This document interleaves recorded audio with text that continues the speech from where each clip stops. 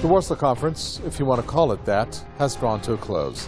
The U.S. Secretary of State Mike Pompeo called for a new era of cooperation on the Middle East and said that no country could afford to stay on the sidelines in tackling regional challenges, which was first Iran only, then changed to include Syria, Yemen, and the Israeli-Palestinian conflict. In this debate, we will look at the challenges that he has cited and ask our guests whether they think it's the U.S. that's responsible for them becoming challenges or not. Today, America's economic sanctions on Iran are the toughest in history and will get tougher still unless and until Iran changes its dangerous and destabilizing behavior. Those were the words of the U.S. Vice President at a Washington-sponsored conference on the Middle East in the Polish capital, Warsaw. Mike Pence described as an ill-advised step the EU's financial mechanism to facilitate trade with Iran. Pence accused Iran of being what he called the greatest threat to peace and security of the region. The Islamic Republic believes otherwise. Unfortunately, the U.S. government, in line with its illegal measures, is still supporting terrorists in Iraq and Syria and uses them for its interests. There are reliable reports indicating that the U.S. helped move Daesh terrorists inside Syria and also helped transfer some of them to Afghanistan. The U.S. accusation came a day after dozens of people were killed in a terrorist attack in southeast Iran. The terrorist attack coincided with the opening of the anti-Iran conference in Warsaw on Wednesday. It was also when the Israeli Prime Minister announced that Tel Aviv was discussing the possibility of launching a war against Iran. Experts believe there is certainly a link between the deadly assault and Benjamin Netanyahu's threat in the anti-Iran event. The Americans said it clear in there will be no peace in the Middle East without targeting Iran or waging war on Iran. I wonder here who needs the peace and stability in the region. From my experience and from now my knowledge in the area, the only one who's seeking recognition and seeking stability and seeking peace is the Zionist entity which they planted in the region. This is why the whole thing, this is why the only one was excited is Netanyahu. Major European countries have staged poor attendance in the conference in a sign of opposition to the US and Israel's anti-Iran stance. Russia, Turkey, Iraq, Lebanon, and the Palestinian Authority have boycotted the event. In 2006, the US and Israel announced plans to redraw the map of the Middle East to achieve their goal of partitioning regional nations into statelets. The new Middle East was supposed to pose no threat to the Israeli regime. Former U.S. Secretary of State Condoleezza Rice introduced the so-called New Middle East notion during her visit to Tel Aviv. Under the project, Lebanon, Syria, and Iraq would be the pressure points to unleash what Rice described as constructive chaos in the region, with the end game being weakening or containing the growing Iranian influence. Many believe that Syria war was part of the so-called New Middle East project and was at least aimed at partitioning the nation in favor of Israel's geostrategic interests. But with terrorists being on their last legs in Syria after Iran and Russia helped the Syrian government's war against them, the US and its allies are said to have resigned to the reality that their project has failed. Our guest joining us for this edition of The Debate, publisher and editor at Politics First, Marcus Papadopoulos, joins us from London. And we have author and analyst Charles Ortel, who joins us from New York. Gentlemen, welcome. Charles Ortel, let me start with you. The media tried very hard to make this a big deal. Foreign dignitaries, it said from 60 countries, the U.S. Secretary of State Mike Pompeo greeting them as they entered the venue, a grand dinner. However, there were some notable absences, like the Russian President Vladimir Putin, like the EU Foreign Policy Chief Federico Mogherini, and when it came to foreign ministers, well, there were many absences from Europe, especially, except for the UK Foreign Secretary. And we also should mention that Turkey, Iraq, and Lebanon boycotted the conference. The Palestinian Authority also refused to attend, calling the conference a huge U.S. conspiracy to normalize occupation. So by that account, what do you think? Was this a non-starter, as Iran's Foreign Minister Mohammad Javad Zarif said? Not at all. I think that the Trump administration in particular is embarked on a very ambitious policy, a very ambitious program, to reshape America's relations around the world and to encourage responsible, patriotic nationalism and peace in nation after nation, as opposed to a policy of unregulated globalism that allows multinational corporations and multi-billionaires to traipse around the world doing investment projects and corrupt national and regional and international politicians. So what Trump has done, I think, very effectively is first make the United States the most attractive investment market, the deepest investment market, bar none, in the world, and then set about the policy of encouraging the major European nations and major countries to follow our lead. Along the way, you're absolutely right, the United States has a long record in the Middle East, much of it troubling. But in recent years, I think Donald Trump and others have been trying to work with other nations to bring about a lasting peace in the Middle East. That's, I think, what most Americans want. Americans want, I don't speak for all Americans, but we want good relations with the peoples of the world. And it's deeply troubling to me as somebody who's got out of business school in 1979, 1980, that relations with Iran have been a disaster for 40 years. Well, Marcus Papadopoulos, as the U.S. was conducting itself in this so-called conference, which is still an anti-Iran agenda on its plate, even though it was rephrased to want to introduce security in the Middle East, Iran was a victim of terrorism just the day before, where it lost Iranian soldiers. How do you propose a conference to be against Iran and try to get countries to go along with that train of thought when you have the country that they are demonizing, or the U.S. is demonizing, to be a victim of terrorism? Well, one is disgusted at that conference in Poland, but one is not surprised by it. After all, those sort of provocative measures of the Americans have been part and parcel of Washington's approach to Iran for the last 40 years, since the Iranian Revolution in 1979. Now, with Donald Trump in the White House, I believe, and I have argued this on many occasions, that Trump represents, to those on Capitol Hill who want to take decisive action against the Iranian government, a once-in-a-lifetime opportunity. Donald Trump has a visceral disliking of all things Iranian, and this conference in Poland, which was a failure, the only countries who sent foreign ministers to attend it were the Gulf dictatorships, who are the leading exporters of extremism and terrorism to the world. This conference was designed by Washington to construct an alliance between the Gulf dictatorships and countries in Europe to take on Iran. However, it was an abysmal failure. Why? Because, as I said, the only countries who sent foreign ministers were the Gulf dictatorships. No European countries sent foreign ministers. Indeed, the representatives from European governments were very low level. So the conference has failed in its objective. And the argument put forward by the Americans at this conference, that Iran is a financier, is an exporter of terrorism, is one of the most ridiculous, one of the most outrageous allegations I have ever heard in covering international relations. The Americans and their regional allies in the Middle East, most notably the Saudi Arabians, are the leading exporters of religious extremism and terrorism, not just to the Middle East, but to North Africa and the wider world.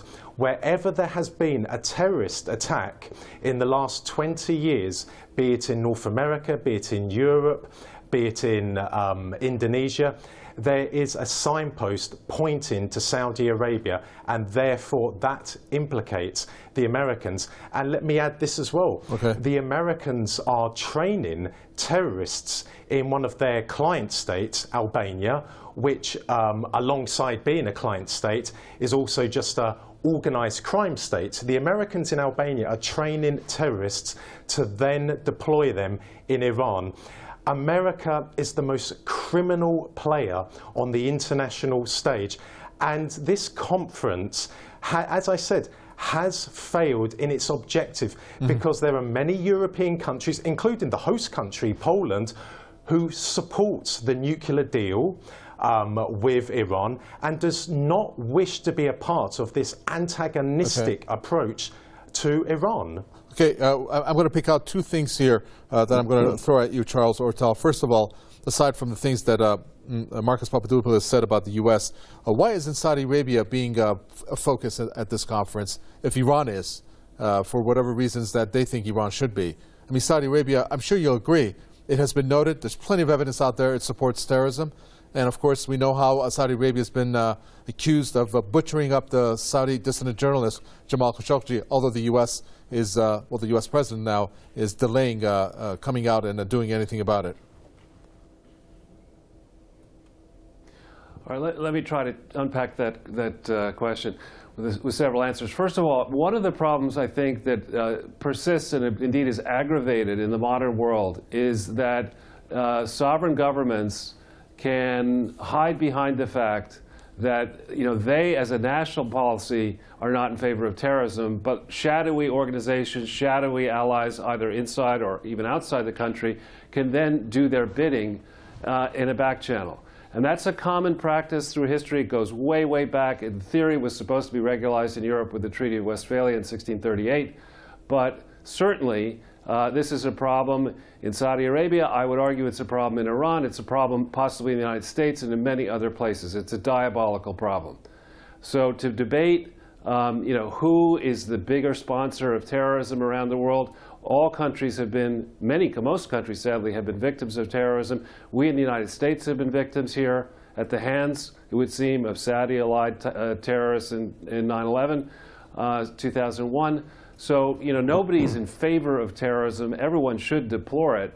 And really, rather than debating, who's the bigger bad actor, why should we take a step back and say, are the people of Iran better off after 40 years of the present government than they were? Have they prospered alongside the rest of the world in the 40 years under this theocracy?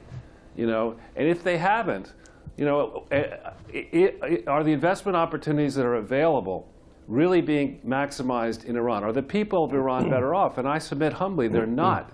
Americans are not against Iran, but I would say a large percentage of the American population for decades now has gotten sick and tired and does not believe it is possible to negotiate in good faith with the government of Iran.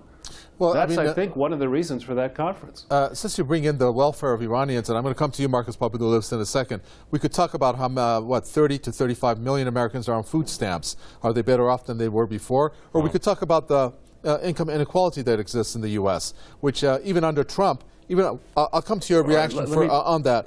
I'll come to your reaction on that. But, if we want to bring in the welfare of individuals in certain countries, we can make a comparison. But that could be a subject for another debate. I know Marcus Papadopoulos has a reaction. Go ahead. Yes, I refute the argument of the guest in America that the Iranian people are worse off today than how they were under the Shah.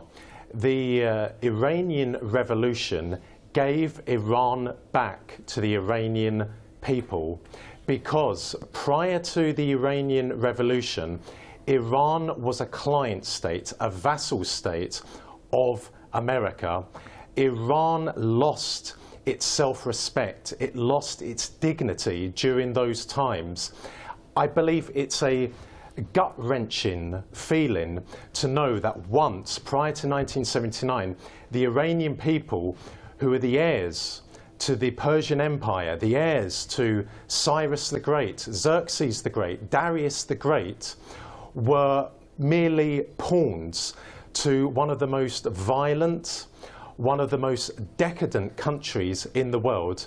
And if we have a look over the last 40 years of the achievements of the Iranian Revolution, well, they are numerous. And I would cite the two most important, and they concern health and education.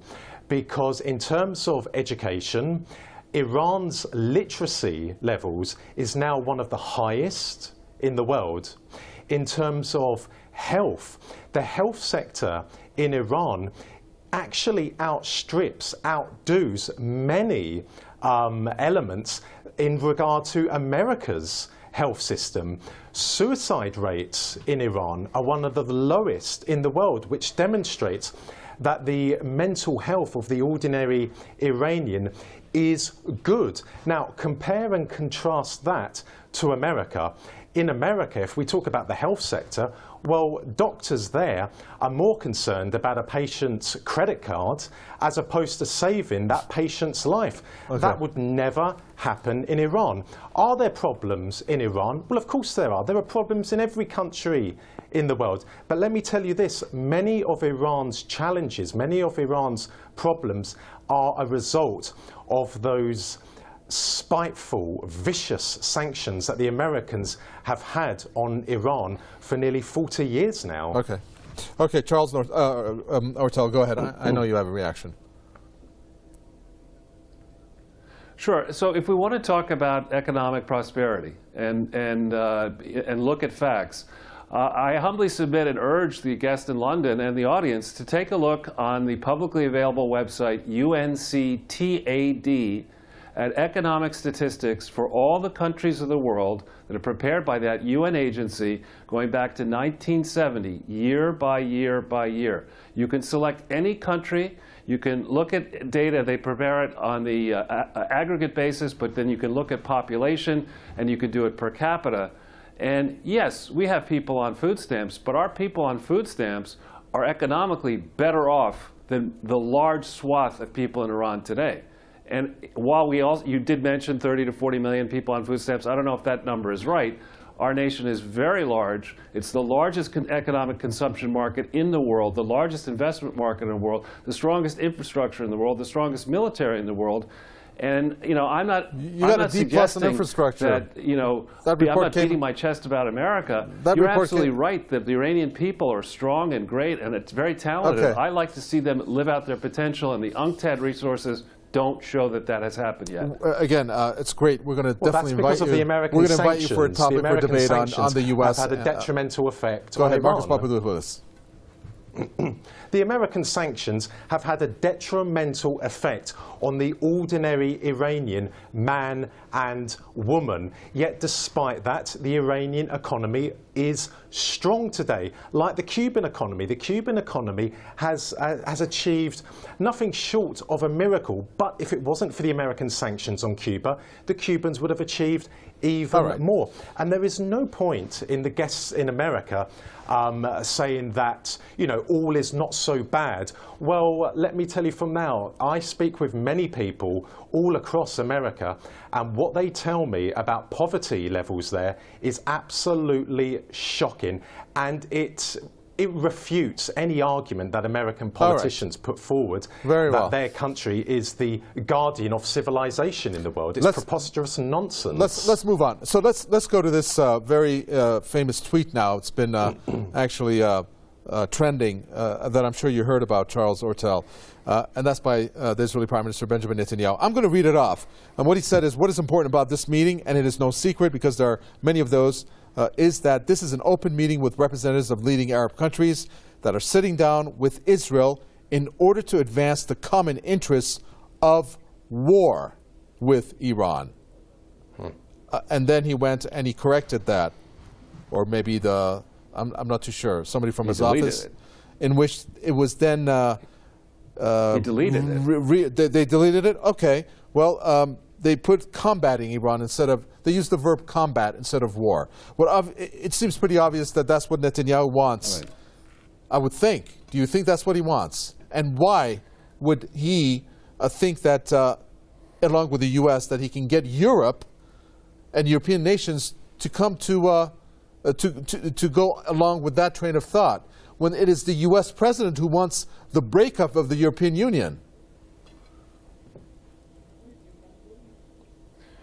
Okay, so there's really two big questions. I'll try to be quick. So I can't really guess what is in Netanyahu's mind. What I would note is that prior to 1979, Israel was one of the very few countries that Israel had amicable relations with in the Middle East was Iran. Okay, that's step one. On the breakup of the European Union, I think the European Union is a disaster for the particularly the large countries inside the present Union, that being Germany, France, Italy, Spain, and others.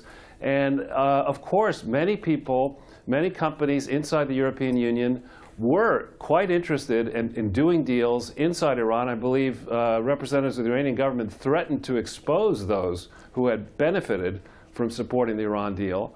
And I think they've done it against their own interests. So the European Union is hardly a model in my mind. Trump is bullying and badgering those European countries to stop trading with Iran. Regrettable. How do you feel about that? Repeat your question. Sorry? To the guest in America, Trump is bullying and badgering those European countries, especially France and Germany, in doing business with Iran. Is that acceptable? Well, I think what Trump is doing, I believe, is encouraging the European Union not to adopt a rival payment system to the SWIFT system. And the theory, the motivation for the United States to do that is, I believe he and I and others suspect, that the move towards such an approach would be a move to engage in back-channel illicit trade with Iran that we don't want to see happen. And I think that the people in Europe, the big countries in Europe, have a simple choice to make. Would they like a friend of the United States? Do you want to pick between the United States and Iran? You're going to pick Iran? I don't think that's a wise move. But that's not acceptable behaviour on the international scene. That's not in accordance with the United Nations Charter. Certainly, countries are free to trade with whomever they like, but it is not acceptable for another country to threaten another country in trading with another country because they don't like that country. That is absolutely unacceptable. And let me just take us back to Netanyahu's comment.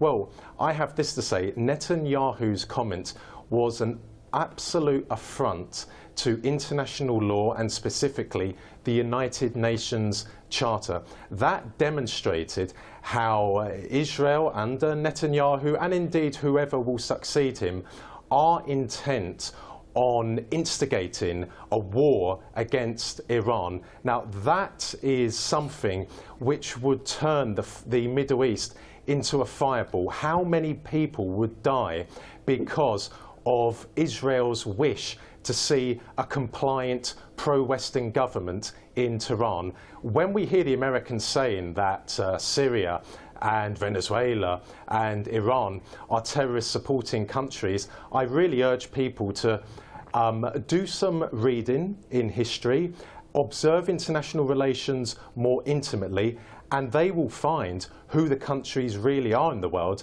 that support terrorism.